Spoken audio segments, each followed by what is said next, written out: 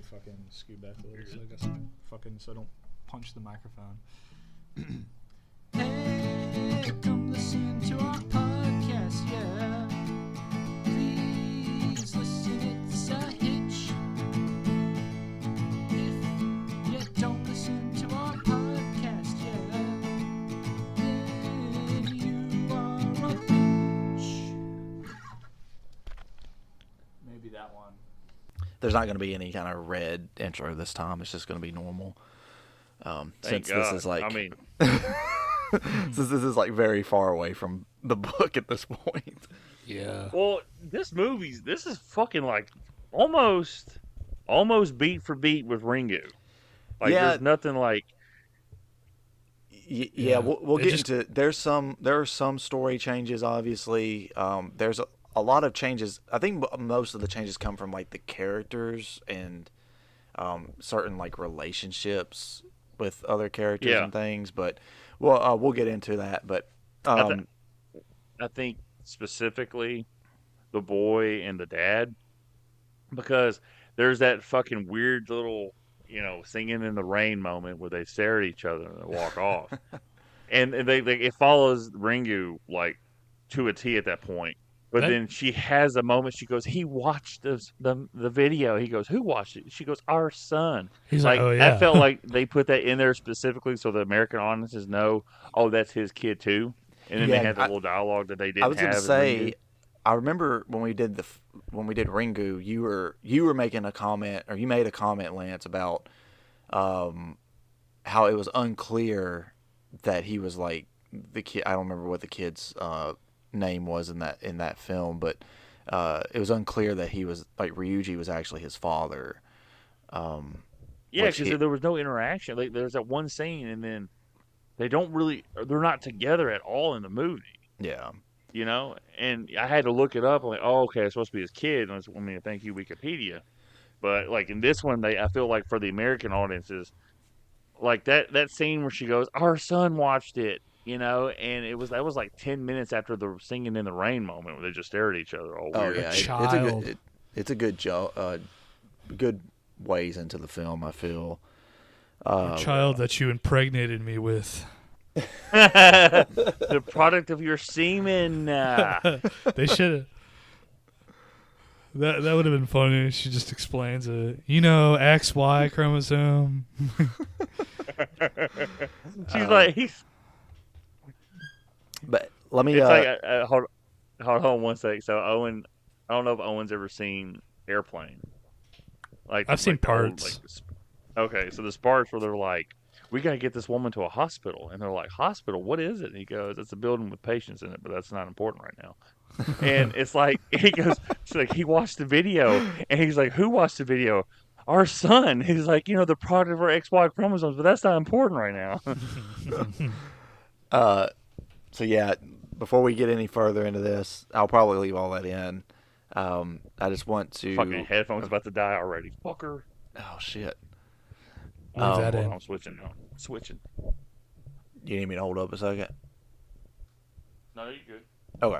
I'm going to officially now welcome everyone to this episode of Filmoscopy Podcast, where today we are going to talk about The Ring. This is a podcast where three friends gather around to discuss a film that one of them is selected to sometimes please and sometimes torture the other two with. So, today we are talking about the American version of The Ring that was directed by Gore Verbinski. But before I get any more details about the film, joining me as always is Lance. Hold on, Cody. I'm still fucking with shit. That's good enough. And Owen. Hello. I'm not speaking in the microphone. That's the problem. Hold on. That's okay. They'll understand. No, I'm here. I promise. I'm essential. I'm essential to the show. Edit that. Him saying that into this. Just cut that. Put it at whenever I introduce Lance. Just I'm here. Hey, I'm pretty.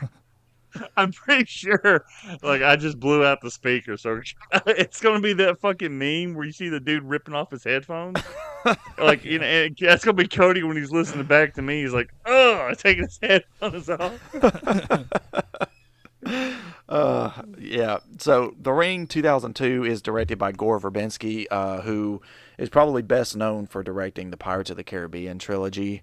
Or Mouse Which Hunt. is that's fucking wild. When I looked that up, like his filmography, it's like Pirates of the Caribbean, The fucking Ring. I'm like, what? Yeah. And That is he weird. he had a movie that came out this year too. I think it was this year. Good Luck, Have Fun, Don't Die. Okay, yeah. Oh, dude, we were watching that a little while ago. That movie's kind of funny. So there you go. It all comes. That's full our circle, review. like a ring. So yeah, this film is a American adaptation of the Japanese film Ringu, that was directed by Hiroshi Takahashi. Sorry, it was directed by Hiroshi Takahashi, and which was in turn based on the book written by Koji Suzuki. It was released on October 18th, 2002, and it has a runtime of 115 minutes. It had a budget of $48 million, and a box office. It pulled in a box office of $249.3 million, which of course led to them making a sequel that is absolute dog doo doo. And it's funny because they actually brought the director of the Japanese version of Ring 2 to just make an American adaptation of his version of Ring 2. And yeah, so that movie ended up being a turd. And Rings was made about 15 years later or so. And it actually isn't bad. Not as good as this first one, but not bad. It ruined, and for some fucking reason, Paramount was like, Rings didn't make that much money. We shouldn't make a Friday the 13th movie because there's a bunch of Yeah. crossover with those genres. It's fucking that is like the weirdest conclusion to come to. I think in their minds they're just like, oh yeah, people don't want horror anymore. It's like, what? They don't want Like, horror the, from the you. Conjuring Like, the Conjuring series is like going strong and making all kinds of money in the box office, but people don't want horror anymore. so little old me, um, looking up things on the internet for Jason. So that Friday the 13th movie came out 2009, the reboot. And then the Freddy Krueger movie came out 2010. And I remember watching the special features for the Friday the 13th movie. And I rewatched those special features for our podcast. And one of the guys, Fuller, who was a producer with Michael Bay and another guy, I can't remember the trio's name for Platinum Dunes. But they were like, we're going to do the Nightmare on Elm Street, and we're going to go straight to work on another Friday the 13th movie. It's like, oh, hell yeah. And then that never happened. And then it just never happened. So each year goes by. And I'm like, Lord, I remember reading up on it. It's like, okay, so like our conversation off air when we were talking about you're going through the Christopher Nolan filmography. Interstellar, he did that with Paramount. And instead of doing like his usual movies with Warner Brothers, Warner Brothers was so desperate to be a part of Interstellar that they made a deal with Paramount where they traded their rights for a limited time to Paramount so they could have the international distribution rights of Interstellar. Well, one of those film rights was the Friday the 13th series. So everything was in Paramount's court at this point about making a Friday the 13th movie after Interstellar. But you only had a short amount of time to do it, and the rights were going to revert back to Warner Brothers. So Rings comes out, and I guess it underperforms. I don't remember it coming out. Like, I have no interest in this franchise, like from a spectator at this point. And I remember reading, oh yeah, well, Rings disappointed at the box office, so Paramount's not going to do a Friday the 13th movie. And I'm like, what the fuck? Like, what? I was short circuiting. I didn't understand. Like, there's no crossover other than it being a horror genre. Yeah. It's completely fucking different. And now Paramount just spent $111 billion, and they're in debt to Saudi Arabia just to get the Friday the 13th franchise back underneath their umbrella, which is fucking weird, but whatever. Yeah, we're gonna do Sadako versus Jason for the next Oh Lord. Friday the 13th. But yeah, but Cody Well, no, it'd mentioning be that, I Samara remember versus reading. Jason. Oh yeah, you're right. But I was just really just confused. I'm like, I didn't understand. That's like saying, well, the Blair Witch didn't do well, so we're not going to make another Hellraiser movie. Like, there's no fucking correlation. Yeah, They're it is completely different bizarre. fucking movies. I really don't understand. I think Paramount had just I think a lot of it is Paramount came off of having like a decade or so of like making a shit ton of money off of Paranormal Activity, and Yeah. they thought, well, we're gonna revive the Ring franchise now because their one horror movie every year pretty much was just Paranormal Activity, and they're like, well, let's revive the Ring franchise that was really big for us back in the day, blah blah blah, and it didn't do well. So then they're just like, well, fuck it, I guess horror is just not. People don't want horror anymore, and it's like, well, no, you put out like your last two horror efforts were, just an okay sequel to The Ring, and a really terrible sequel, a really terrible like Paranormal Activity movie. Like in my opinion, the second worst. Um, there's only in the Paranormal Activity series franchise. There's like two movies that I would consider just to be really bad, and that would literally be Paranormal Activity 4 and Paranormal Activity: The Ghost Dimension, which is what they would have put out like their final in that run before they would later do like a Paramount Plus film in like 2021. Yeah. Uh, But Paramount, it shows you have to have,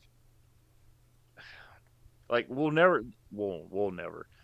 Hollywood never learns like any lessons, or they because I remember talking to Kazzy because he was talking about Obsession and back rooms making a shit ton of money. It's like, man, this is gonna be great for like the industry. I'm like, well, man, they're gonna just look at it as the wrong thing. Like they're gonna look at it like, oh, we can make all these movies on the cheap and make 400 fucking Well, million dollars. This here's is what's gonna be about to great. happen, right? So you're going to have a large upswell of these movie studios running out, and you've already seen it because there's been a bunch.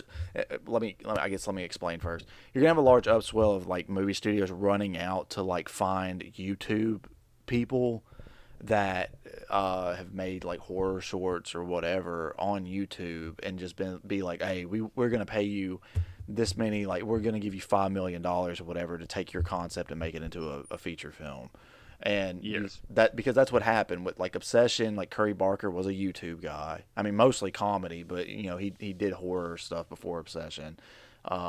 But and then like the same thing with I think his name's Kane Parsons, the Yes. director of Backrooms. And great. I mean, both those movies are considered to be like very good movies. They did very well in the box office. That's awesome. But you're probably going to get the same thing that happens every time, like any kind of little thing, especially in the horror genre, becomes popular, where you're going to have a large bloat of shit that is just garbage, which Yeah.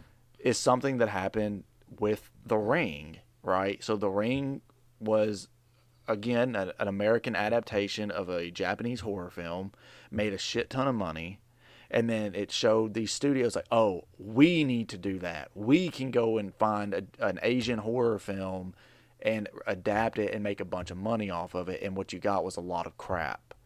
I mean, The Yeah. You Grudge, got The Grudge, and I mean, The Grudge Dragon is Ball Z Evolution. Uh, The yeah, Grudge is considered good though. yeah, The like Grudge is the good, American but you did get adaptation. shit like The sequels. Dragon Ball like Evolution. Pulse, Yeah. for example, Pulse and The Eye, and just a bunch of like stuff that that ranged from like really bad to just mediocre. One Missed Call was another one. Dragon Ball Evolution was another. But yeah, Dragon Ball Evolution, its own horror film in its own way. I mean, have you seen Piccolo in that movie? I know it looks like a penis. But yeah, you're gonna get that now. Like, and I've already seen like several like articles just over the past like 6 months or so, being like, oh, this YouTuber got a deal with this movie studio to turn their short film into a feature film, which is fine and it works sometimes. Like I'm pretty sure Smile was the same way. I don't remember if uh, the short film, I think it was called Laura Can't Sleep or something like that. I don't remember if it was a YouTube thing or just a short film that he had the director had made, but you know it happens. But specifically now they're going to run to YouTube and try and get people from there, and I think it's just going to end up with a lot of like And what they poor don't quality understand, things. well, it's like, so let's just give you an example. Let's say we did an episode that was like it blew up for this podcast, right? And I'm like, well, how did this? Like, I'm trying to analyze what happened, and then we try to follow a formula, and then I try to you try to control it. When things blow up, it's usually out of your control. Like they're going to look at this and say, okay, we can do this, and then they're going to like, well, no, this guy did this move this way. They're going to like force every director that's coming up to do what Curry did and what Yeah, Parsons did. And it's like, look. Those movies were interesting. People do like new ideas. They do like fresh concepts. You don't have to have a complete like always a reboot like every fucking 20 years and all this other shit. yeah. It's one of those things where but they're going to sit there and like learn all the wrong lessons like no, you can make this movie for this much and we should if you don't make $400 million it's a fucking like a failure and shit like that. And Yeah, and it's interesting because like again, I haven't seen Backrooms yet, but I've heard it's really good. So I'm it's not really good. discrediting It's weird, I'm you not know. discrediting it by saying this, or I don't mean to be discrediting it or anything like.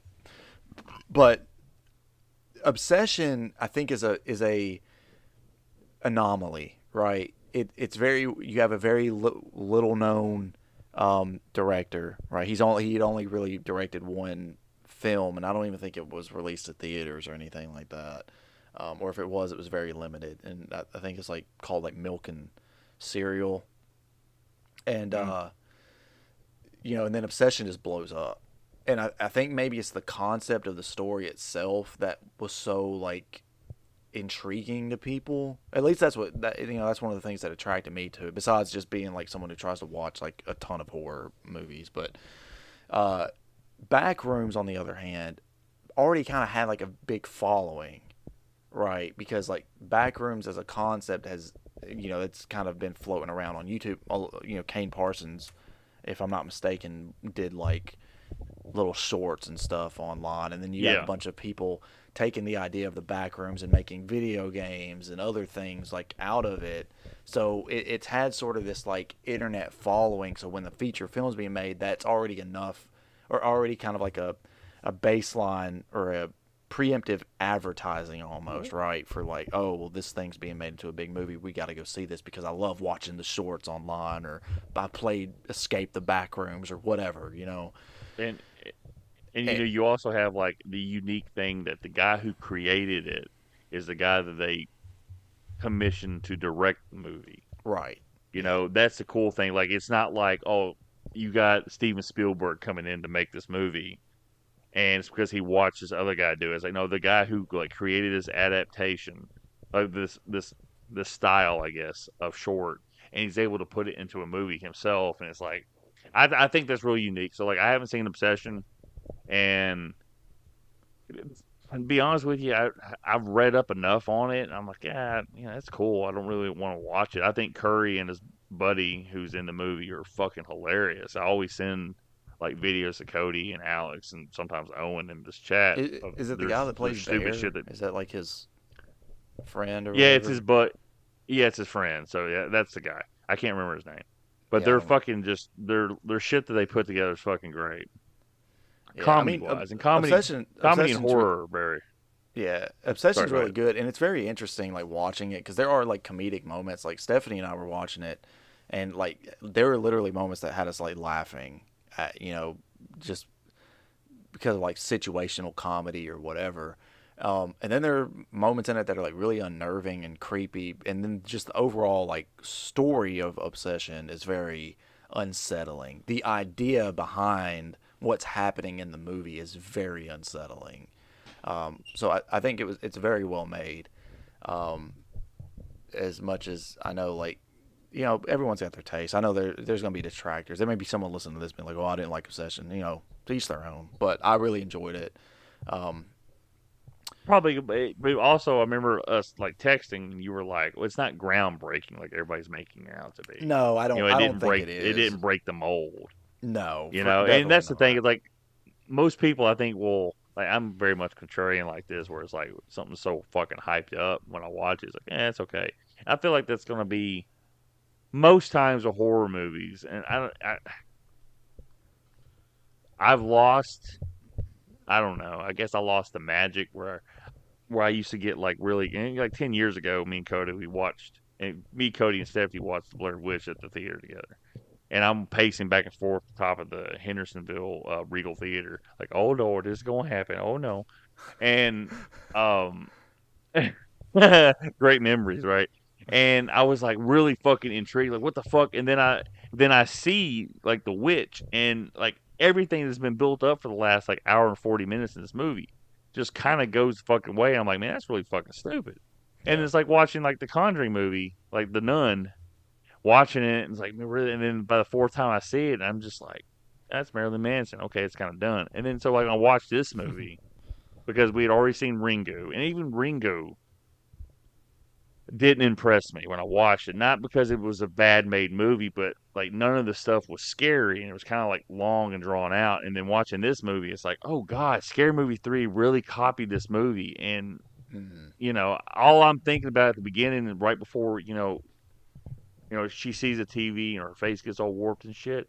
I'm just thinking about Scary Movie 3 and Pamela Anderson's boobs turning into the 3 for Scary Movie 3. That's all I'm thinking of. I'm like, yeah, I don't think I'm going to be scared about this movie at any point in it. And I'm like, they're like, oh, you were with Josh? And it's like, Oh yeah. wow, like, there's so much of this movie I've already seen. And even the girl, when you see her at the end, now I will say this, the ending of this, spoiler alert, it's the same fucking story. But uh what is the ring girl's name in this? Samara. Samara? Yeah. Mhm. Okay, so Samara, when you see her and she looks at Noel, and he's like, that's way better than what they did in Ringu, which was just fucking Yeah. stupid. I'm. And that Yeah. was Let's Sonata. talk. Let's talk about that real quick because that's one of the things I did want to like us to discuss with this film was that final scene where Samara comes out of the television and kills Neil. And she goes, "Nah, I'm just fucking with you." I was telling Savannah, it's like the only thing I'm thinking of is like, thank you. You released me from the evil that was holding me down. And it's just like, really? He goes like, nah, I'm just screwing with you. And that's all I'm thinking of. Yeah, and then her face looks like Danzig in this one. Yeah. So From the Misfits. So for me personally, with this scene, I think that overall, I like it a lot more than Ringu. I think that Yes. it's more visually impressive with when she comes out of the television, and I like the effect of how like she's and obviously like Ringu is a much lower budget film and all that, but even then, with this, like when she's out of the TV, she still looks like she is an effect or something that's part of like the Yes. television. You know what I mean? Like she's Uh, missing fingernails. yeah. She's walking, and like I do When she like it. like I don't know. It's a small. she like She glitches. grips. Uh, Yeah, she glitches, which is sweet. But when she gets up, it's funny because she's like crawling. He's mhm. getting away too fast. She's like, "No, fuck this. I'll just walk." She gets up. But when she walks, they look at her feet. They're all veiny and shit because she's been soaking in water. Yeah. But when she walks, her feet hit and her toes clench the wood that she's Yeah. walking on the floor. Like that's just a little detail I noticed. But him falling on the shelf and then crawling through the glass, you see the blood trail. Like it's sold so much better. Like Ringu was completely like it was living and dying on Sonata acting his ass off in front of that camera for her that girl just to stare at him and then kind of give her like cross Yeah. eyes. You just see the one eye. The only thing I would give an edge to for Ringu versus this scene in the ring is the face. Because yeah, like Owen jokes that Samara's face looks like Danzig or something, but I don't like it. It's not scary, and it just kind of looks Well, weird. She I goes, get their "Freaking Scary Movie style." 3 ruined it. they're going like for like this weird like I don't know like corpse type look, But like, I think that the See way that me? Sadako Another white looks, girl fell down a well.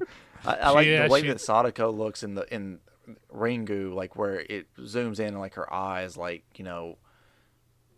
I don't even know how you would describe it, but like almost like I her think the eyes like girl. vibrating or something. Whereas like instead of this I, one's just like mean scary face. I think the girl in Ringu is like she's literally crossing her eyes and they're just zooming in on one eye. That's how Yeah. they're doing that effect because she's looking like inward. I think she's like just crossing her eyes and you see it through her hair through that one eye. That's the effect they're doing for that. Where Yeah. this one, she's just got like contacts. And Yeah. again, I think like because Savannah, I remember telling, I'm like, so we didn't see Noel's face. I'm like, what the fuck does he look like? And we didn't really see Sonata's face afterwards. I don't remember if we did. And Noel, like, you see it for a split second.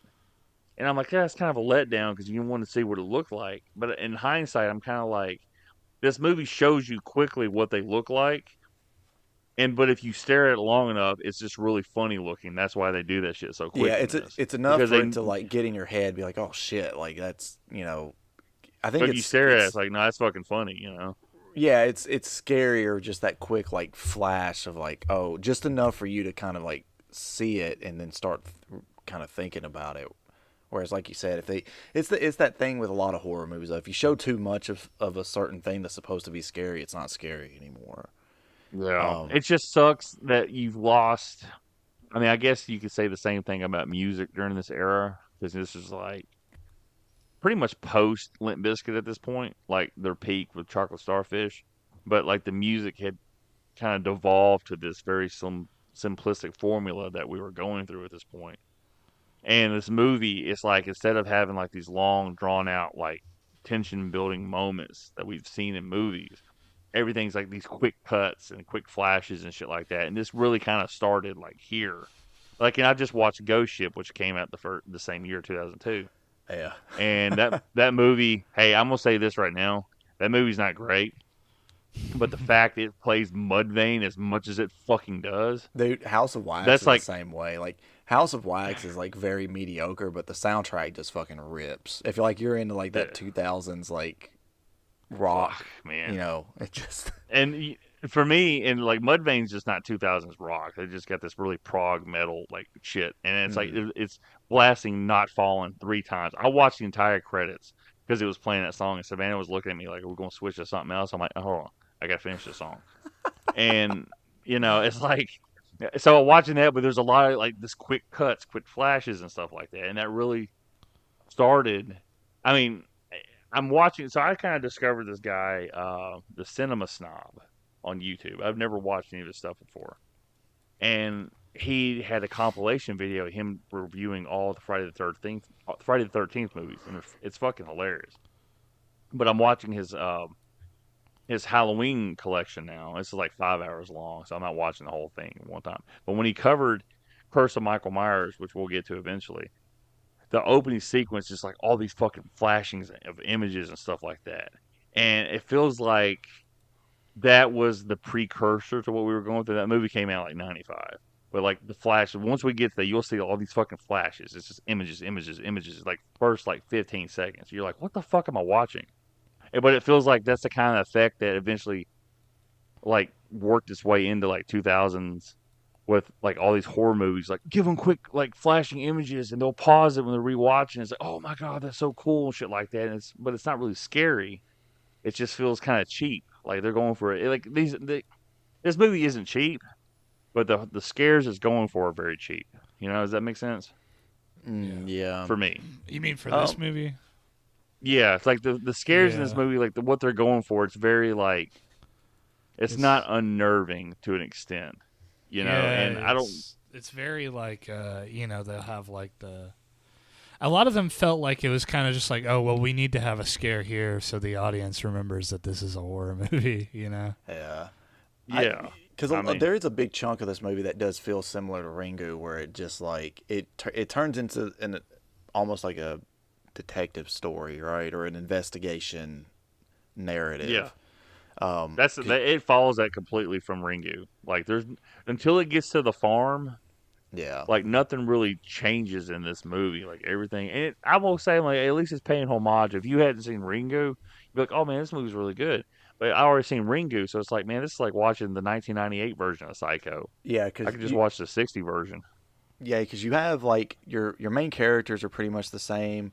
Obviously, different names. They have American names, of course, but Naomi Watts plays Rachel, who is the protagonist of the film. Martin Henderson is Noah, her ex boyfriend, husband. Um, you know, I think it's they ex-boyfriend. When I looked it okay. up, I don't think they're ever married. Lover. He is also a professor like Ryuji was. He's a professor at a university.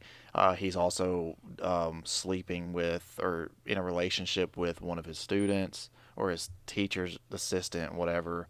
Um, like Ryuji was in Ringu.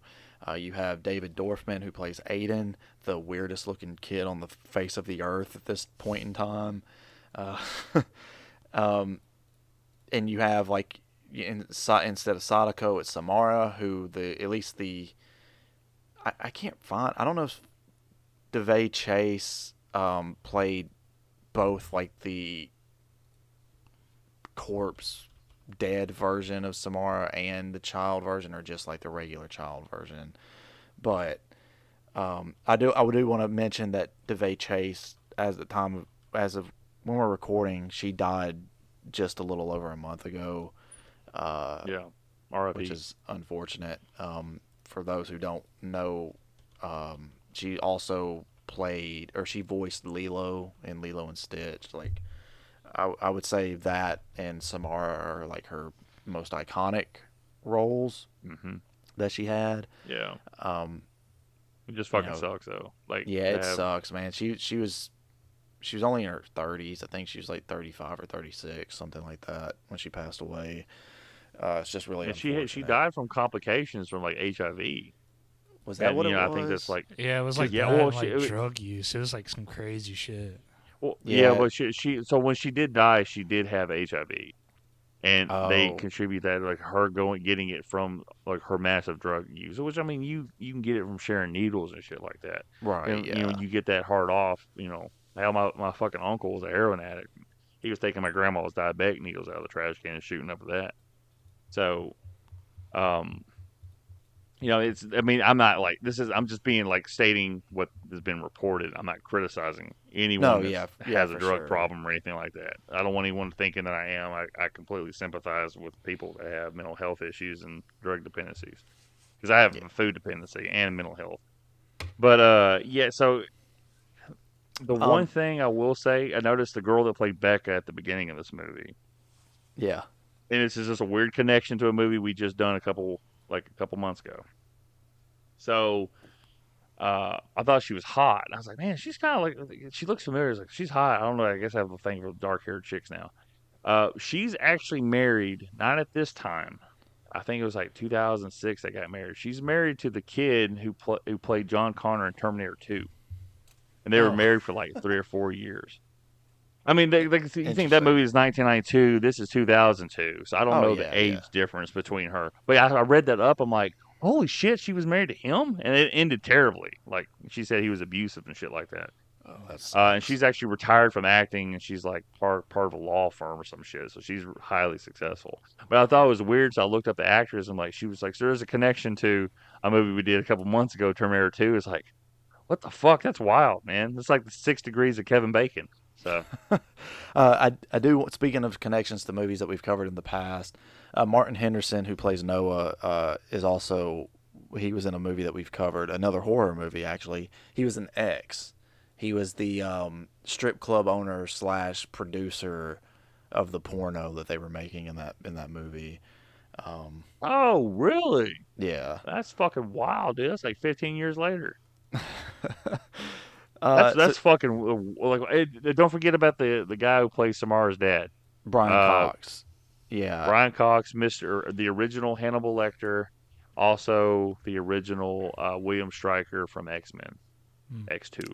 Yep. That's right. Hey, I was wondering where I recognize him from. Yeah. X Men would be where I recognize him from. But And yeah, also he's in Super Troopers. like you were saying, like pretty much the plot is beat for beat with Ringu, up until the point where she heads to the farm, because then you get on the boat. There's the horse that jumps off the boat, and I think it has to do with Samara, like I Hating don't. horses. Yeah, well, she hated horses because they made, like, her parents made her adoptive parents, by the way, which is another change with this, uh, made her sleep in the barn with the horses, and like she hated them because they kept her up at night. But Well, she didn't sleep anyway. right, They yeah. So also said that she never here's the sleeps. So Wait, yeah, that's a good point. If she never sleeps, then why does she hate the horses? she was the one putting the images in the horse's mind and fucking with them and shit like that. yeah, 'Cause because she's like truly evil. yeah, she's evil. Yeah, which That is scene. Ugh. Cool. there's another big difference with this plot is, like, in Ringu, Sadako is more, she's more of a vengeful spirit, right? Like, she despises humanity because of what they did to her parents. Whereas in this, Samara, who again is adopted, and if you want to learn about her actual, like, parentage or whatever, that is covered in Rings. But in this, like, she's just purely evil, which is why the mother, or her adopted mother, kills her and throws her down the well. Well, throws her down She's the well and kills her. Well, I mean, I think she suffocates her, thinks she's dead, and throws her in the well and covers it up. Yeah, and she's You still know, and alive.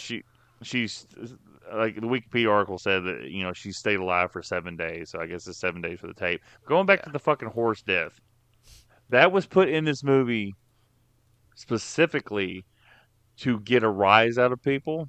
It doesn't serve a narrative purpose. Again, like I was telling Kazzy the same thing I texted you guys.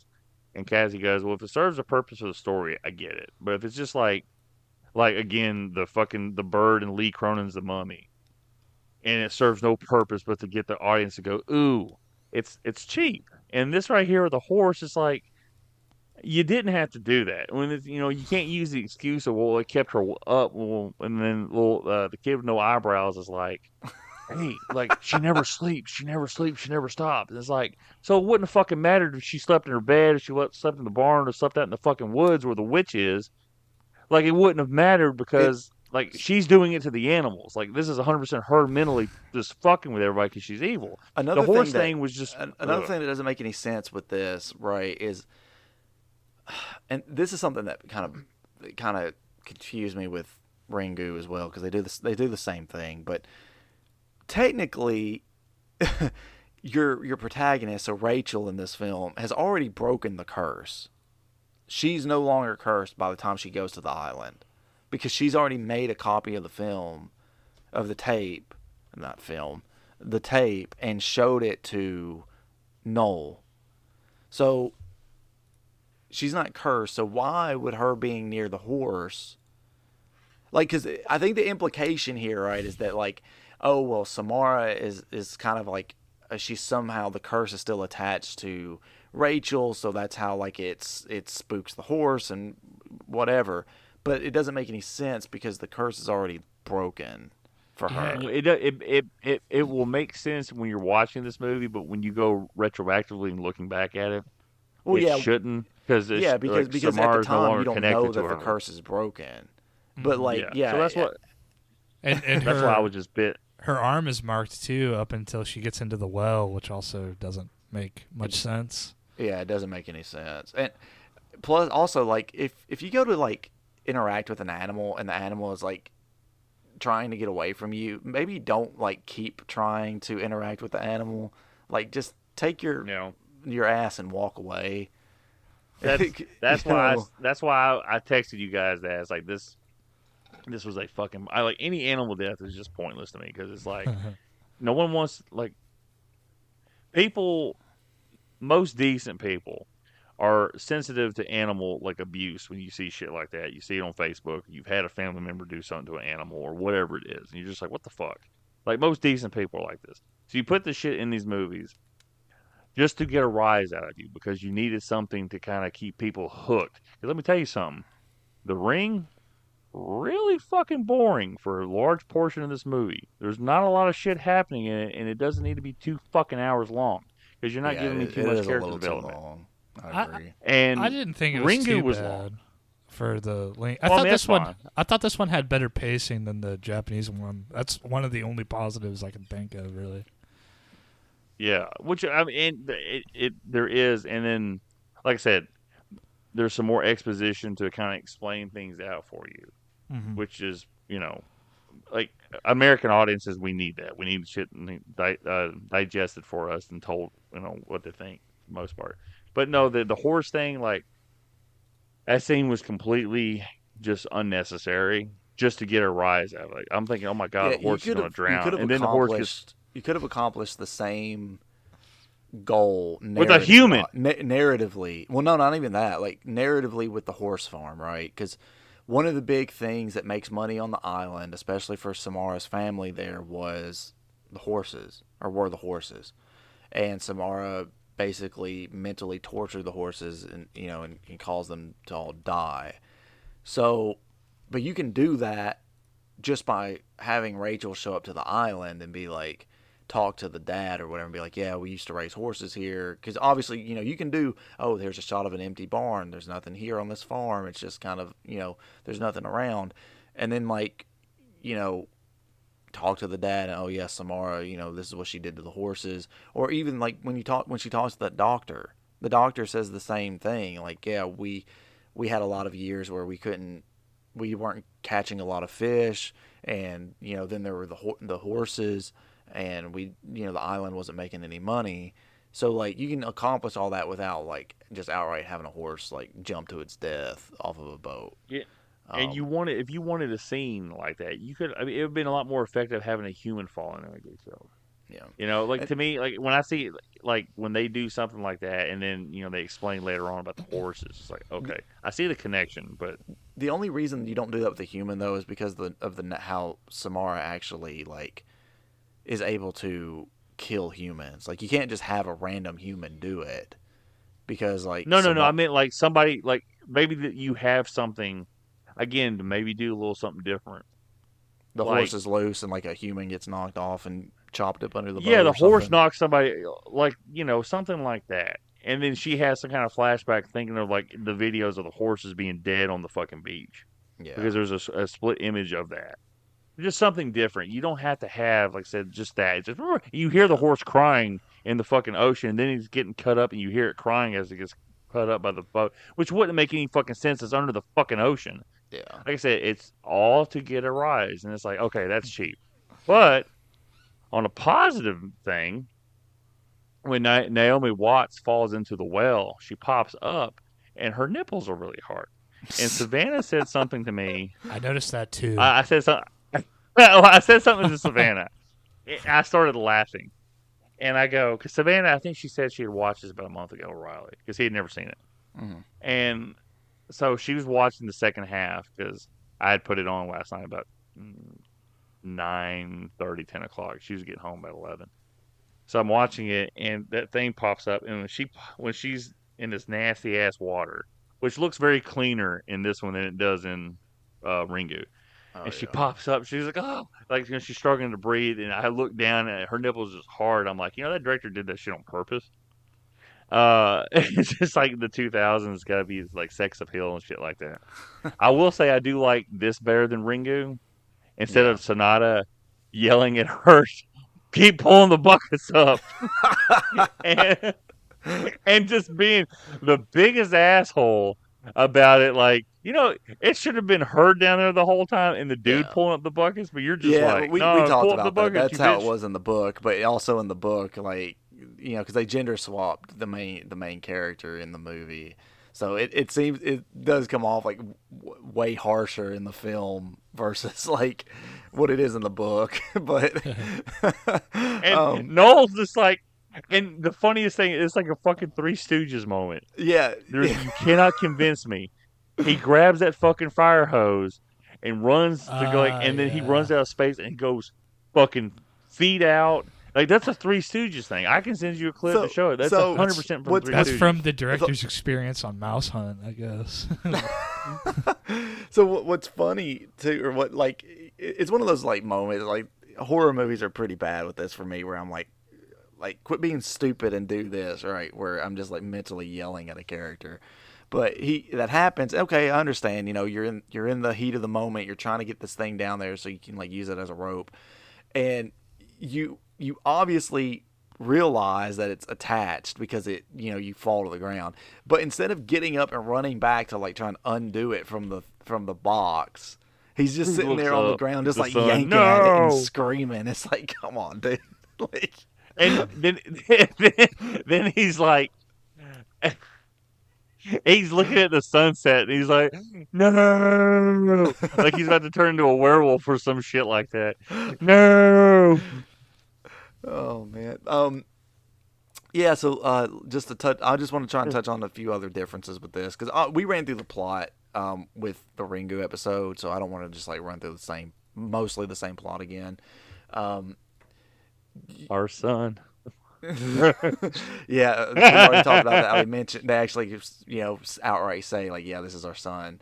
Another big difference is like Ryuji had like some sort of like level of like psychic ability in Ringu, whereas Neil doesn't in this. And it's I don't know necessarily that Aiden has some sort of psychic ability either until like he watches the tape and then he has like a connection with Samara. I think Samara's just implanting shit in his head. No, yeah, that's like, what I think. Isn't it implied in the beginning? Because they have like that scene with his teacher, and she's like, he's been drawing these pictures a week before his cousin died or whatever. Yeah, but don't they mention something about how like because they spent a lot of time together, so his cousin may have said something like, oh, well, I watched this tape and it says I'm going to die. She's like telling her 5-year-old cousin, like, my ass is I'm gonna fucking croak, dude. Help me. Five. Yeah, that kid's 5 going on 45. Like, yeah, he acts really strange. I feel like, and this was something that I was thinking when I was watching this one, is that in the Japanese version of this, I can kind of believe that this kid is like, or the same kid character is like, he's like a little weird, maybe like a little more age, like he's wise beyond not wise, but he acts a little older than he is. Yeah. And in this one, he's just like fucking like, I feel like in some scenes you could replace him with like a 40-year-old and you would get like the same, like, where like the main character, she's like, do you know where my dress is? And it's like, he's that's got not to lay something down for her. Yeah, it's like, that's not something of like a fucking like 8-year-old would do or know. And like, nothing why does your nothing 8-year-old taking care of you essentially? Like, yeah, it's so weird. They're like in the bed together, and she's like, honey, I know you have to work or something. I know you've been working really hard. It's like, what? Look, what's funny to me is like, so you have, and I guess in hindsight, like in Scary Movie 3, the kid they had was really channeling the Culkin kid in Signs, but also doing the ring shit, right? Yeah. So, but the Culkin kid, I can't remember which one it is in Signs. It's like really like, yeah, he's just really fucking weird shit like that. And I know these movies are being made at the same time, so it's not like that. But he does it better in that movie than what they're going for in Ring. And I feel bad for the kid. I ain't trying to make fun of him. It's the complexion, the red hair. I mean, Stephanie gets it. You're ostracized from society with red hair. He's got no eyebrows. And we gotta talk about maybe the the scene. fact that his eyebrows are like basically non-existent. Maybe that's what makes him look so much older. It's really bizarre. But we talked about this on text a little bit. It always cracks me the fuck up in that scene at the end after Neil dies. She's like, go to your room, and he's just like the look on his face like, oh shit. Yeah, he's like, shit, I've been found out. Fuck. He's like, you mean I'm finally getting punished? But I told you guys in the group chat, I was like, that's 100% the look where it's like, yeah, that was a shark. Like when you do it, you're like, oh no, he just had that look on his face, like that kid, man. I swear, and he just looks at it and goes, so what's going to happen to the person that watches the tape? And she just doesn't say a word. She's like, we're going to kill somebody. We're committing murder. See, yeah, like that's another example. Like the kid he thinks too much. Like he's got too much going on in his noggin for like a little kid. I don't know. Yeah. But it is funny though when he's coloring pictures and shit like that. And I'm just thinking about the kid in Scary Movie 3 going to everybody at Linda's funeral. It's like, smoke all you want, you're going to get hit by a bus. Yeah. I was watching that too. Isn't there like a line where it's like everyone knows that's a wig or something like that? Yeah, no, he goes, he walks by a dude wearing a toupee. He goes, that's not fooling anyone. He's just standing on the side of the couch. And then there's one more where this dude's coming out of the bathroom with a girl. They were making out. And he goes, "You're getting lucky tonight. He doesn't know you're a guy." He's talking to the girl. So stupid. Your period starts in 3, 2, 1. She's one. like, ah! So watching Scary Movie 3 as much as I have, when I started watching this movie, it was a bit ruined. I ain't gonna lie, the perspective. I'm just like, okay, Scary Movie 3 did it better. Okay, I'll get that Scary Movie 3, and then the whole like we could be your family. Bottom half. Tom, I'm gonna need a ride home. That's the best swear, joke in dude. that movie. I'm 100% because I love it. He goes, I've like, he has the Mexican music playing in the car. He's like all happy and pulls up to the wreckage scene. He's like, what's going on? And you just see him. He's like, Tom, I'm gonna need a ride home. And that dude looks very much like M. Night Shyamalan, which is the best part. Yeah. So I think the best joke in that movie is the hat. It's the sheriff's hat is getting bigger and bigger. You okay, Tom? And he's like, yeah. So I know it's not politically correct at this point, but the Michael Jackson bit in that movie is really fucking good in my opinion. When she's like, and he's like, "Are you mad? I am your daughter." And he's like, "No, you're not." And he's like, "What did you do to my daughter?" He goes, "Jesus, man, she's a girl." And then another small like great joke is the Yahtzee joke, where she's like, "Where's Cody at?" This is when Cody's watching the tape. Yeah. And he goes, "I don't know. We were playing a really fun game." And he goes, "Yahtzee!" And jumps up and knocks himself out again. Britta's alive. No, she's not breathing. They're giving her mouth to mouth in the casket and shit. Because how do you wait a minute? Hold on a second. How do you wake up dead but go to bed alive? Because you alive when you go to sleep in the first place. He goes, damn. Can you go to bed dead and wake up alive? No, you can't go to bed dead. That's just redundant. And then he goes, unless you a zombie. He goes, yeah. Watching it recently, I forgot that Kevin Hart was in that movie. I was like, oh man, this has to be like the first Kevin Hart thing I ever saw, and just not realize. 100%. And he hadn't blown up yet. Like he's in a superhero movie in 2008, and I just think about like terrible. It is terrible, but with Leslie Nielsen in it, I'm gonna love that movie no matter what. And when he's like, I can't remember, Josh Bell, is that his name from Drake and Josh Bell. or whatever? Yeah. Drake Bell. Okay, gotcha. Yeah. So Drake Bell is like, oh yeah, why don't you throw a punch? I bet you $100 you won't land it.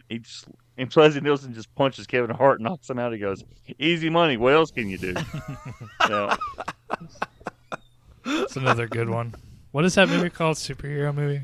Superhero movie. Yeah. Like that was the era where like they were making like parody movies of like every genre pretty much, because they made like superhero movie, epic movie, disaster that one sucks, movie. Dude. Yeah, but hey, that shit sucks. But superhero movie has good actors in it. Leslie Nielsen, the bad guy, Shooter McGavin from Happy Gilmore, Kevin Hart. So they're able to pull some of that shit out. Like Savannah hated that movie, but there's one line in it where they're at the burial site. It's like, we're gathered here today to say goodbye. And then everybody just goes, goodbye. And Savannah goes, that's the one funny part. I'm like, I don't know. I think Leslie Nielsen was pretty funny the whole time. Yeah, I mean That's just me.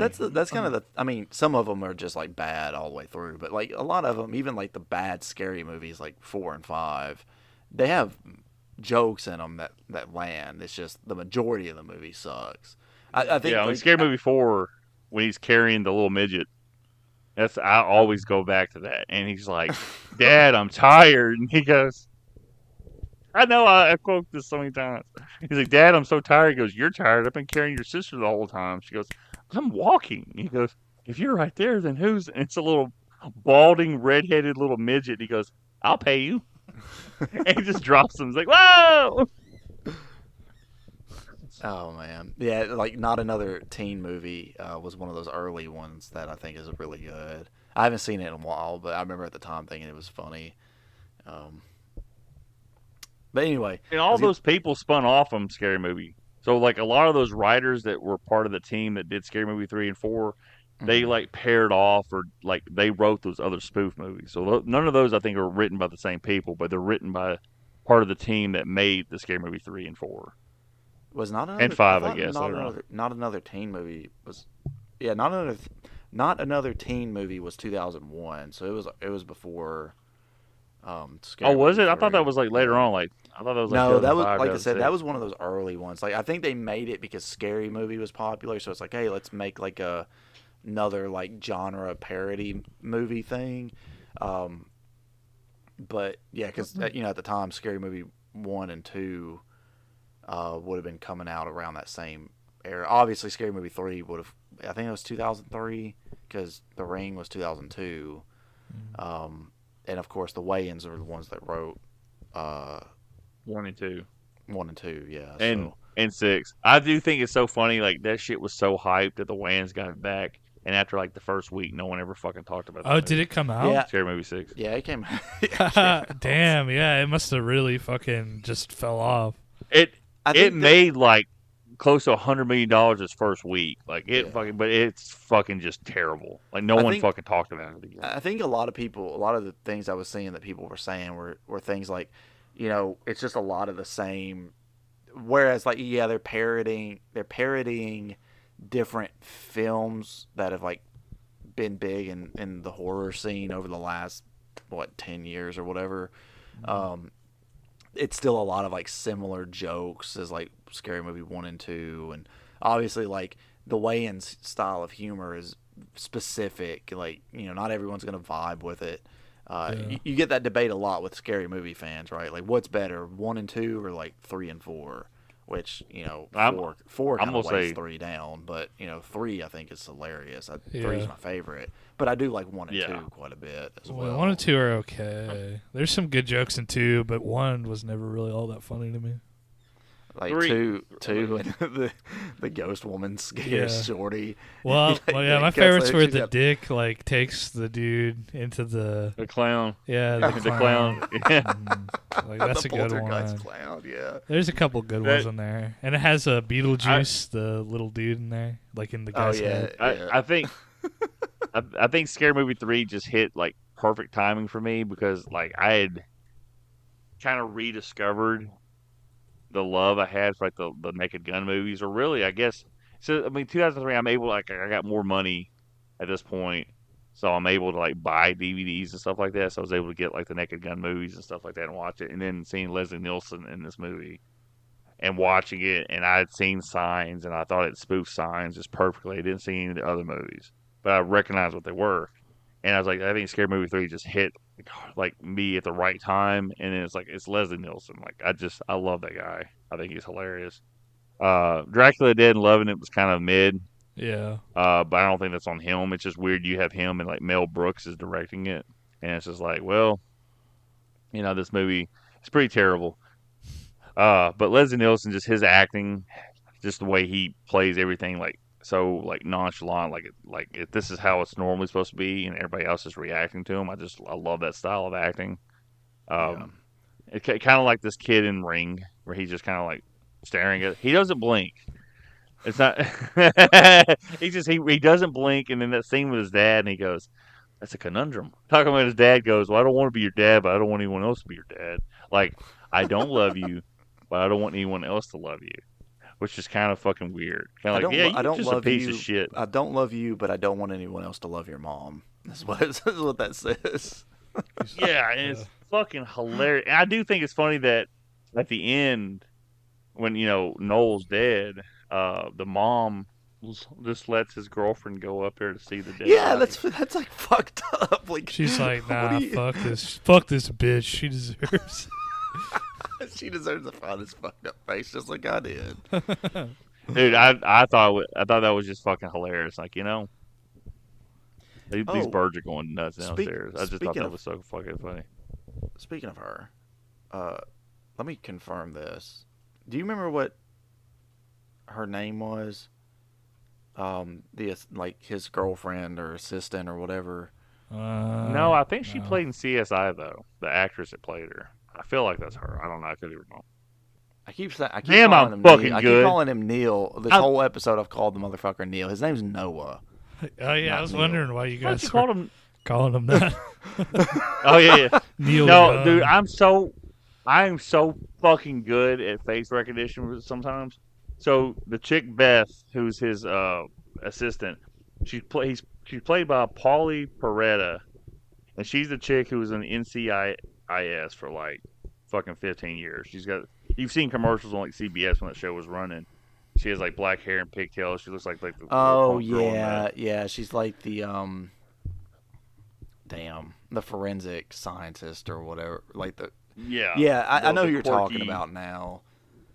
Yeah. So I looked that up. I'm like, I think that was her. I looked it up. I'm like, fuck yeah, it was, man. I'm Yeah, good. for some reason I thought God. she was the same actress that played Clear Rivers, whatever her fucking name is, in Final Destination. Anyone who's seen Final Destination who knows what I'm talking about. Neil. People are gonna be listening to this episode. I want you to put something at the beginning of this episode, and be like, "Hey, just so everyone knows, like Lance and I are saying Neil a lot in this episode, but It really we're doesn't talking matter. about Noah." Like at this point, it really doesn't matter. Like he's not. He looks like Luke Wilson, so I could have called him Luke Wilson this whole movie, and no one would have batted an eye, in my opinion. So, I thought that was funny as hell, though. But Noah, something else I want to touch Neil. on with the ring. Neil Armstrong. The overall Neil Young. the overall aesthetic of the film, where like It's compared blue. to Ringu, yeah, it's very blue and blue green ish. I'm blue. Somebody will die. But I do prefer the way that it looks versus Ringu. Like Like what? Ringu- Like the shots and stuff, or just like the color grading. Well, all of it. I like the overall like look of the film. I thought that that's one of the things that I think the Japanese version did a little like in terms of like when it gets spooky. I thought that the camera angles did a lot better to like have tension, just like the way like the for instance like the in the beginning of of the Japanese version, like the TV's kind of like in a corner and it's dark and there's like a lot of negative space, and in this one like I don't know, the TV's just kind of there. Hold on one sec. I'll be right back. I don't know if you follow. Yeah, I get what you're saying. Yeah. Well, so you talking about like the TV for the ring, for example? Or are you talking about the TV in Neil? I almost said Neil again. Noah's apartment. Or are you talking about like That's a really good example. Just kind of like his apartment is like it's not very massive. spooky to me. Yeah, it's like Well, I think- huge. It's this huge open kind of like inviting area. So like when Samara's coming out of the TV there, it's like I don't know. I just feel like the shot isn't quite as. And I mean, I don't know. This is all kind of like just nerdy shit anyway, but I don't know. I just feel like it was better. That aspect was better done in the Japanese version to me. Yeah. I just maybe I like the aesthetic and everything more for this, just because watching it the color grading and everything makes it feel like you're supposed to be watching a horror movie, whereas like Ringu just feels like it could be a drama or something. Yeah, it was very natural lighting, really, for that. Yeah. I do like. I will agree with like that cabin sequence when she first watches it. I like how it gets kind of like weirdly surreal, And like there's the red colors and stuff like that going through the windows. That's kind of cool. Right. And like the imagery between the two tapes, I think is like it's a lot scarier in the American version. Mm-hmm. Yeah, I agree. Yeah, but again, Scary Movie 3 for me ruins it. So when the mom is combing her hair Yeah. and she turns around, I'm thinking about her just combing her armpit hair. The fucking Oh. spinning chair always makes you think of the fat dude walking in the frame. He's like, he's like throwing up. Yeah. Or when she jumps So- off the cliff and she lands on like that big tree branch that's sticking out from the side of it. Yeah. So Shit. the thing, I think it's funny. So when they discover Samara's room in the barn, and you see this one-sided ladder that you'd see in like fucking Looney Tunes or the Three Stooges, and that's the only thing going up to this platform. Like there's no support for this room. Like it's so unrealistic, like from a structure standpoint. But you're looking at it, and I'm like, God damn! How do you expect that little girl to come down from the roof? Just that little fucking ladder. Like what Well, the to fuck? be fair, that loft or whatever in the barn isn't meant for a child's bedroom. It's probably No, meant it's to like not. It's store just- like hay or something up there. You know. So was the story he put her in there after she started like fucking with their heads? Yeah, but then Yeah. she was also fucking with the animals and stuff like that. So he's like, yeah, fuck yeah. that shit. Yeah. This movie, like, the twist is like in Ringu, where you think this whole time that's like the little girl's just been kind of abused, and it's like, nah, she's just kind of vengeful. In this movie, they play it up like, oh no, like she was treated so terribly, this wasn't on her, and all this other shit. It just turns out she's just pure fucking evil. Like there's no rhyme or reason to it. Yeah, So it's like, hey, you don't feel so bad about the parents trying to kill her at this point. Yeah, to be honest with you. that's the big thing. Well, that's on purpose, right? Like through the movie, you're supposed to, like you said, you're supposed to believe that like Samara was mistreated by these parents, and while she was like tormenting them through like showing them images in their heads and all that, it must have been because she was trying to fight back. And then in the end, it's like no, she's just outright evil. Whereas Ringu was It's a very real much big like piece of shit. she loved her parents. Sadako loved her parents, and the world mistreated her parents, shunned them, and mislabeled them as like phonies and fakes and all that. And so she big old fat pony. and then in the end, she was killed by some, actually, I don't. Was it her? It wasn't her. Was her dad the one that killed her? Oh yeah, like because they thought that she was going to end up. I'm sorry, I'm confusing a little bit of it with the book, but in Ringu, where like they kill her because they think that she's going to end up being this like huge problem for humanity because she was able to kill somebody just by like, Thinking about it, yeah, she made his heart stop. right. And so Yeah. I think her dad in the movie is the one that kills her, right? So Yeah, I think remember the 2x4, the whack noise, where it was just like, what the fuck? bonk. Yeah. Bonk. Bonk. Yeah, I ain't gonna lie, that's pretty fucking funny. Yeah, man, like I said, like this movie, if you hadn't ever seen Ringo, like I could see like people watching this movie like, oh my god, this is groundbreaking. But when you watch it, it's like, man, it literally just completely lifted this off of Ringo. Like, there's no difference. Oh yeah. Well, Except that's for what the that's what barn these and then- adaptations did back in the 2000s. They just Yeah. It was like I wasn't really around back then, but I feel like it must have been novel having these like Japanese inspired things, just like how anime was getting big around this time. Yeah, I mean it. I I think think 'cause it that's was a lot new. of it, and also because it's a new style of horror that American audiences hadn't seen before, and a lot of it was scary as hell at the time. Like The Grudge scared the shit out of me back then. Yeah. Yeah. Even The Ring was like creepy. It wasn't as scary as The Grudge, but you know, earlier this year I went back and watched a handful of these like Asian or movies that were like American adaptations of like Asian horror films, and a lot of them are just bad, like really fucking bad. Yeah. And I'm not saying that the originals are, but the adaptations definitely are. We talk about like the greenish blue tint to like this movie in most of the scenes.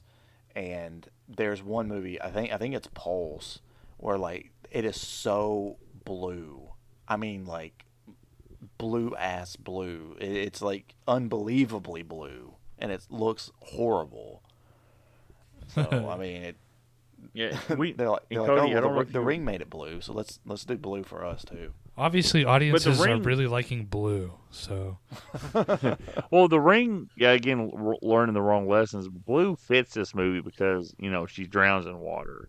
The Hmm. water's bluish green, so the color saturation you're talking about, Cody, does fit this movie from a narrative standpoint. I don't know if it's intentional that way, Yeah, but and it does fit because I do like the way it looks. Pulse is literally just The a ring. movie where like it's people are getting infected by this computer virus that's turning them into ghosts.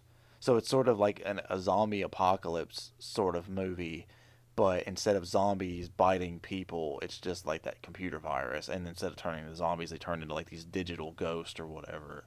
And but like the movie is just like I said, it's like so blue, like extremely blue. Blue. Bible doodle boy. But I do love Um, the way this movie looks, like the color grading and all I that. I think it looks good. And then Owen, with Owen talking about like Ringu, that movie is very much like the special effects are very much to a minimum, obviously because it's a smaller budget, and it's really dependent upon the actors bringing out the story they're trying to tell. Where this one is very like the actors are helped by the effects and stuff like that because of the bigger budget. So I would say from a performance standpoint, like Sonata is way better than Neil Armstrong or whoever we're talking about in this movie. No. Um, no, yeah, no. And I would say, I mean, to be honest with you, I'd say most of the Japanese cast is better than the American cast. Like it's very much like a 2002 American style movie where everybody looks like a shit. Now, I will say this: so Becca, the girl that dies at the beginning of it, the guy who plays her dad, he's only in like one scene. He's not even listed on the Wikipedia credits page. But I thought I recognized him, and I'm like, that dude looks familiar. Sure enough, that motherfucker played in like a 1987 and 88 episodes of In the Heat of the Night show that I used to watch a lot, and of Matlock. I'm like, holy fuck, that's that guy. He never fucking changed. Like he literally looks fucking same like fucking almost 15 years later at that point. Um, so that was kind of cool. Like, yeah, So, is there anything else that you guys want to touch on with the ring? briefly, um, Touching on Brian ya while Cox, I'm touching on you. like Brian Cox feels like a big actor for such a small part in this movie. And I was also thinking about, oh God, what's his name? Rip Torn. He was in Scary Movie 3 when he's Oh. like, you know, they're talking about the girl and he's like, she did she was moving furniture around, killing the animals, hiding the remote, real sick shit. And, that's all I'm thinking about. They're talking about the shit that she's doing is like just hiding the remote, real sick shit. So, what is his name? God, I don't want to. I gotta look it up. I don't because it's gonna bother me. Hold on before we end the episode. Oh, I and is didn't there? think today's episode was gonna go that long. Yeah, because Um, well, again, we didn't really need to run through the plot or anything because a lot of it is the same as Ringu. So that was a lucky part. I'm like, oh, okay, George Carlin, motherfucker! I cannot believe I forgot his name. The comedian. He's like, the chair is built for two, and she vibrates. Um, yeah, yeah. Scary Movie 3. If anybody's out there, if you ever seen Scary Movie 3, don't watch The Ring. It's it's pretty close, to be honest with you. I ain't gonna lie to you. You can really skip Ringu and The Ring and just watch Scary Movie 3 that's scary and it movie not in be general. scary. Like it's just like, hey, let's well at least 1, 3, and 4. I feel like it's like let's take this one movie, add some spoofs from other things, but it's mostly gonna follow the plot of this one movie, and we're just gonna like turn every scene into a joke. Yeah, I fucking love it myself. I mean, I love Signs. Like Signs, probably my favorite 2002 horror movie at this point. Like watching this, and it's like, I mean, so Cody, we did talk in the last episode that Owen wasn't on, The Town That Dreaded Sundown, that we were talking about like like this movie was like the precursor. Like it's 2 years almost exactly before Halloween comes out. So you got this like weird year buffer. And then we were talking about the 2000s, how you mentioned like The Ring kind of really set everything off for 2000s horror. If it's not Asian influence or Asian ripoff, it's a complete remake of something else. Yeah, or And like torture porn, which yes, Saw The Ring, and I Hostel, feel like maybe the Texas Hostel Chainsaw was like that Massacre. too. Yeah, You yeah. know, Well, like I'm just saying, like the big tone oh, from setters for that decade were The Ring, Saw, Saw, and Texas Chainsaw Tex- Massacre. the remake, yeah. And we also had that. I wanted to mention it. Uh, fuck. Because we were just talking about that like this last episode, like the precursor, like this. Oh, the Exorcism Emily Rose. I Mm, actually just rewatched that. That movie's not like terrifying anymore when you watch it. Like none of it's like really scary, but it's still a really well made movie. Like watching it from a detective standpoint because the lawyer's trying to figure out what's going on, and you're seeing mhm. flashbacks and the way it's telling it from a courtroom perspective and shit like that. That's still a pretty solid fucking movie. Because remember we watched that, we mentioned that. It's like, yeah, that's an underrated movie that no one talks about. Is Right. Exorcism of Emily Rose. So yeah, it's definitely. I definitely recommend that movie. Anybody out there watching it, Exorcism of Emily Rose, still good. Oh, So I guess so we get. Owen, is Oh, there anything that you want to else that you want to talk about The Ring? Uh, nah, we practically covered pretty much everything, I think. Okay. All right. Well, I guess we can get into recommendations, and then we'll kind of just talk about what we got coming up. So, um, Owen, let's start with you. uh, Uh, hmm, this one's a hard one. I typically tend to just, lean positive, I feel like, on most things. And this, I feel like, is like right down the. I don't know. I don't feel like you're missing that much by not watching this, though. So it's like, I guess no. if you watch Ringu and Scary Movie 3, do you need to watch this at all? No, I feel like you've had everything. I love how Cody laughs every time I bring up Scary Movie 3. Like It's it's so just funny ridiculous. because I mean it is kind of true because it's like yeah, I mean Scary Movie 3 just straight up is this movie. So yeah. All right. So Lance, what about you? What about recommendations?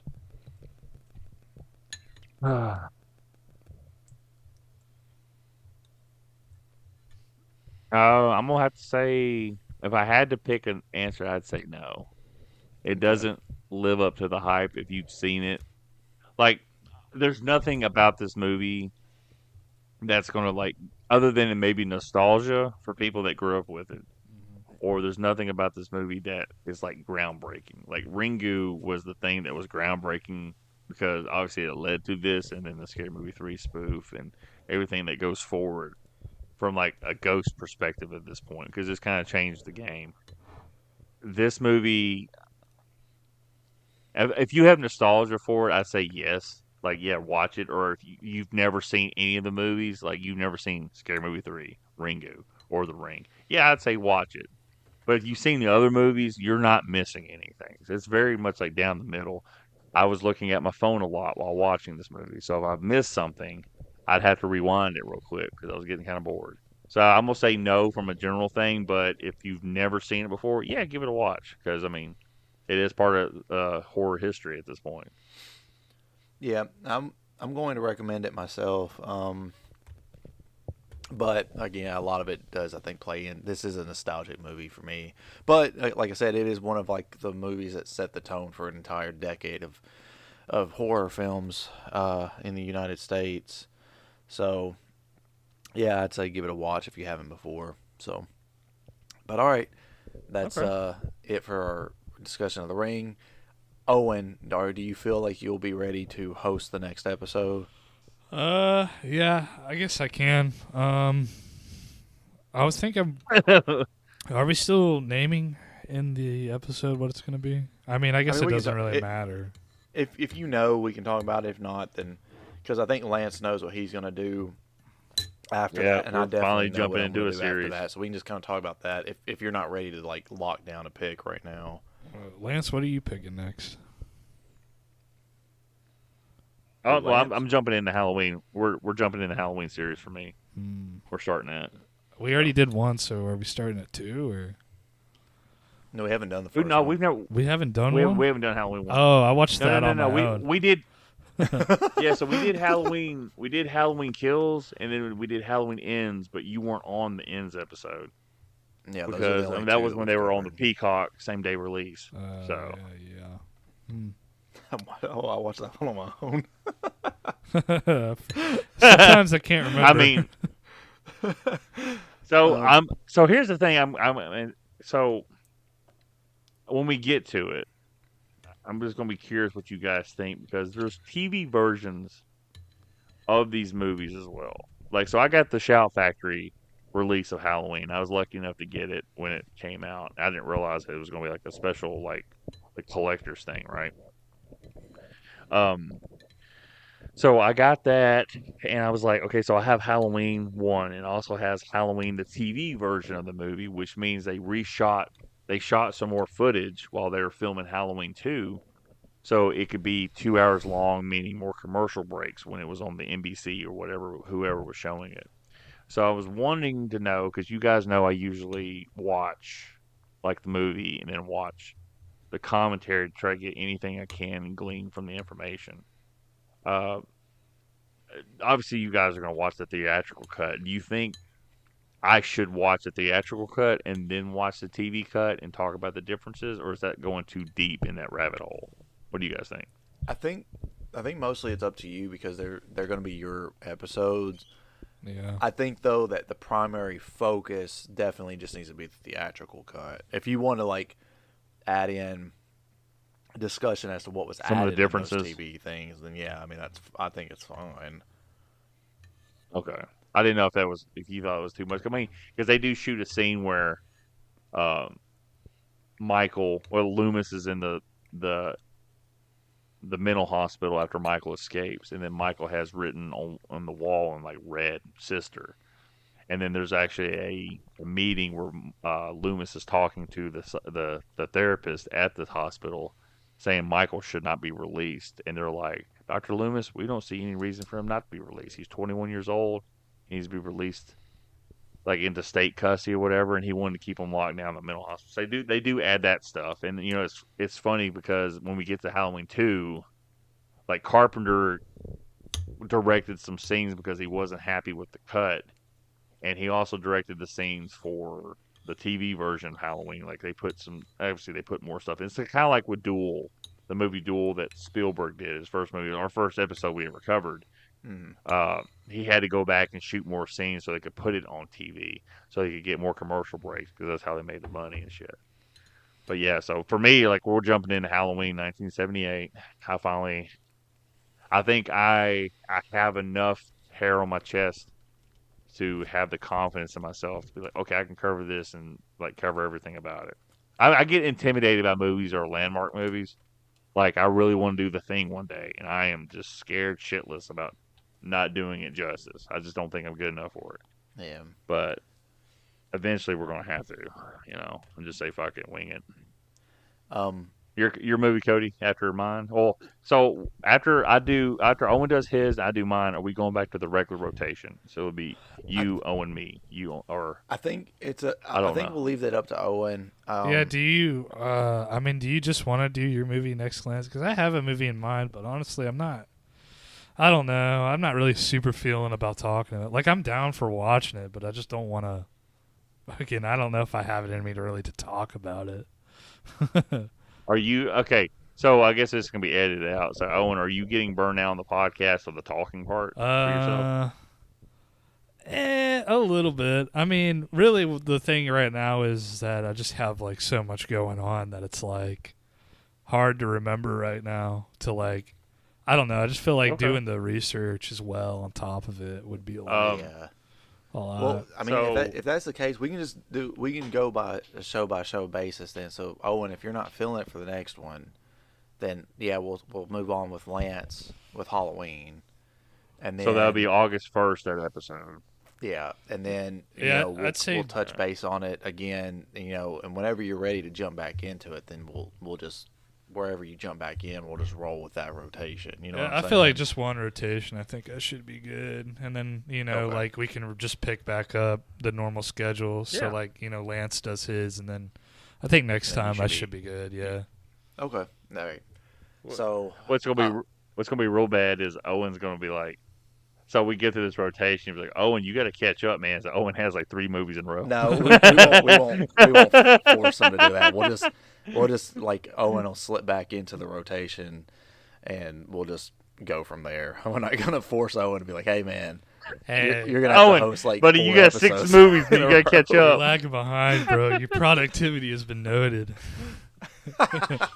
And our AI overlords have I this is real fucked up. So anybody out there playing like drinking games, y'all ever play quarters?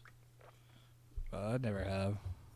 quarters. Okay, I know so what it is. I've never played it. I don't know what it is though. Yeah, either. so you have a shot glass in the middle of the glass in the middle table, and you fill it with whatever liquor you're drinking, and then you're throwing quarters and trying to bounce them up into the glass, and then if you get it, you pick who drinks. So and it's kind of unsanitary. You think about it. So we started doing it like just throwing it in a glass, and we had a shot glass with the vodka. It was Grey Goose vodka. So every people kept hitting it, and then we kept picking this one guy Ben. And he had like 9 fucking shots he had to take. He just could not drink it. So they poured him a big glass of orange juice and poured all 9 shots in there for him to drink it. And he got maybe a quarter of this drink like drunk, and he's completely fucked up. And he goes to get up, and he fucking falls and hits his head on the table, breaks the chair, and is on the ground. Fucking orange juice is everywhere. And he's like fucking just laughing it off because he is so shit faced at this point. So we all go downstairs like good friends and let him like lay down on the kitchen floor. And we come back, and the kitchen floor is just full of this clear liquid. And we're like, "What the fuck is this?" And somebody goes, "He pissed himself, and he's laying in the piss. Like he pissed quite a bit. He must have pissed more than once because it was a lot. And I think it was all just fucking vodka because it was as clear as it could be. And it's like, so we were like picking Owen to like do 4 movies in a row. Like, hey man, you gotta get caught up. And he's just like, fuck. He's so burnt out. He goes, guys, I quit the podcast. I'm sorry. We do three Um, movies, one episode. That's it for this episode. Everyone, if you've made it this far, thanks for listening. Do the usual: Like, share, subscribe. like, share, comment, rate.